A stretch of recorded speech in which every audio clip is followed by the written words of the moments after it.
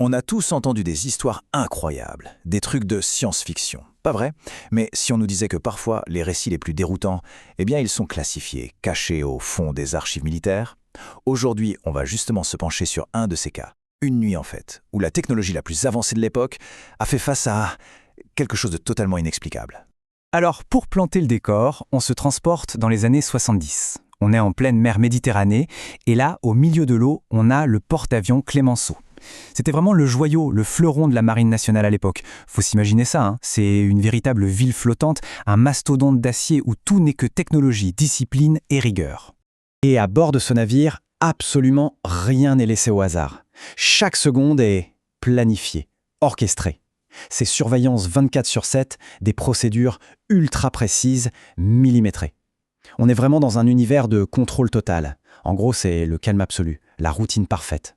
Et c'est justement là que tout va basculer. Voilà, on arrive donc à cette fameuse nuit en Méditerranée. Une nuit qui au départ ressemble à toutes les autres. Tout est normal, la routine est parfaite, on a les meilleurs opérateurs qui sont là, les yeux rivés sur des instruments qui sont à l'époque parmi les plus fiables au monde. Et ça, c'est un point super important. Les conditions cette nuit-là, elles sont parfaites.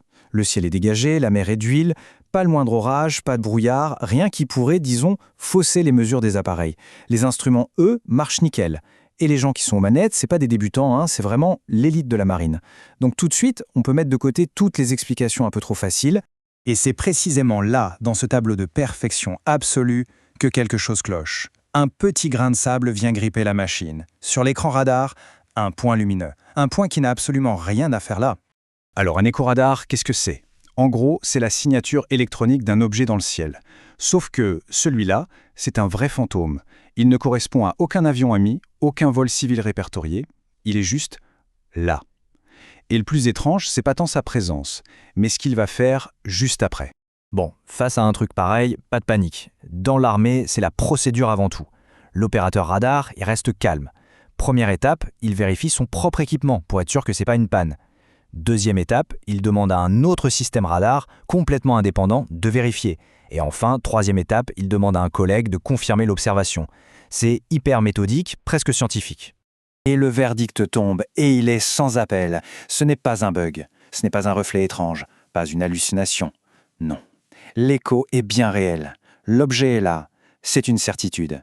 Et c'est à partir de ce moment que l'histoire devient vraiment folle. Ok, donc on a un objet non identifié, c'est acté. La grande question maintenant, c'est qu'est-ce que c'est que ce truc? Et c'est là que les choses vont prendre une tournure qui dépasse l'entendement, parce que son comportement va tout simplement pulvériser ce qu'on connaît des lois de la physique. Tout à coup, sans aucun avertissement, pouf, il disparaît. Plus rien sur les écrans. Et attention, il ne s'éloigne pas progressivement jusqu'à sortir du champ. Non, il s'évanouit. C'est une coupure nette, instantanée. Et à peine quelques secondes plus tard, il est de retour, mais pas du tout là où il devrait logiquement se trouver. Il a littéralement sauté d'un point à un autre à des kilomètres de distance. Et le mot le plus important de toute cette histoire, c'est bien celui-là. Instantanément. Il faut bien comprendre ça. L'objet n'a pas parcouru la distance, même à une vitesse inimaginable. C'est comme s'il s'était éteint à un endroit pour se rallumer à un autre. Et ça, pour la physique telle qu'on la connaît, avec l'inertie et tout ça, c'est juste impossible. Alors là, le rapport qui est fait par les opérateurs est juste hallucinant. On parle de vitesse bien supérieure à celle des avions de chasse du porte-avions. Mais le plus dingue, c'est sa capacité à faire des virages angle droit à 90 degrés sans jamais ralentir. Ça défie complètement les lois de l'inertie. En plus de ça, il est totalement furtif. Il n'émet aucun signal radio, aucune signature thermique, rien. Et quand on envoie des avions pour voir de plus près, eh bien les pilotes ne voient absolument rien à l'œil nu. Cet objet, il n'existe que pour les radars. Et ce qui est vraiment remarquable dans cette affaire, c'est à quel point l'analyse a été menée avec rigueur. Ils ont pris toutes les hypothèses possibles, une par une, et les ont éliminées. Une erreur technique? Non. On l'a vu, c'est confirmé par 2 systèmes différents. Un phénomène météo bizarre? Impossible, les conditions étaient parfaites. Un avion espion d'une autre nation? Aucune technologie connue à l'époque, ou même aujourd'hui d'ailleurs, ne permet de faire ça. Un brouillage électronique? Les spécialistes ont regardé et ont dit non, ça ne ressemble à aucune technique de brouillage connue. Bref, toutes les portes se ferment. Alors, une fois qu'on a rayé de la liste toutes les explications logiques, toutes les hypothèses rationnelles, qu'est-ce qui reste? Eh bien, il ne reste qu'une seule conclusion possible. Et cette conclusion, en fait, c'est un terrible aveu d'impuissance. La question est simple.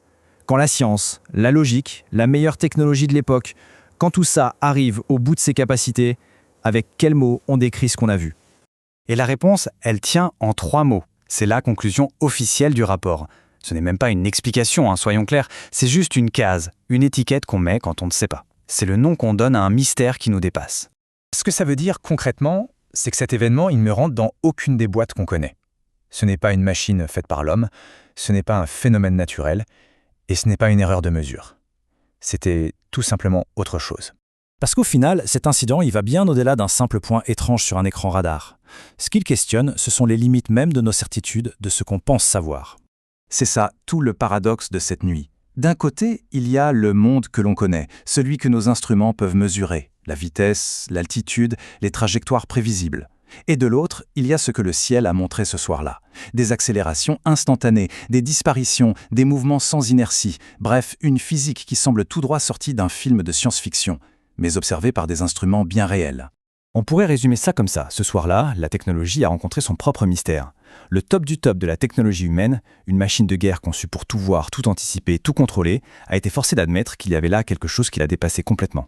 Et donc la question reste ouverte. Cet événement, il n'apporte aucune réponse. Bien au contraire, il ne fait que nous rappeler une chose essentielle, nos certitudes sont fragiles, elles dépendent de ce que nos outils nous permettent de voir. Alors la question que ça pose, c'est que se passe-t-il vraiment là dehors, quand la réalité dépasse de très loin la capacité de nos instruments à la mesurer ?